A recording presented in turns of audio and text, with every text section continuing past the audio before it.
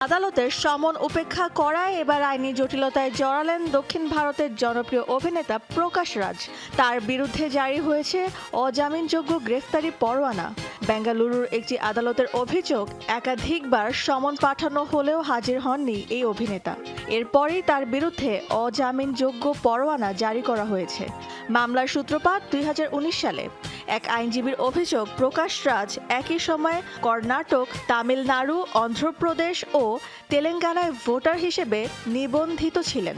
অথচ ভারতের নির্বাচন কমিশনের নিয়ম অনুযায়ী একজন নাগরিক কেবল একটি স্থানেই ভোটার হিসেবে নিবন্ধিত থাকতে পারেন। তবে শুরু থেকেই এই অভিযোগ অস্বীকার করে আসছেন প্রকাশ রাজ। তার দাবি, তিনি শুধু তামিলনাড়ুতেই ভোটার হিসেবে নিবন্ধিত এবং সেখানেই ভোট দেন।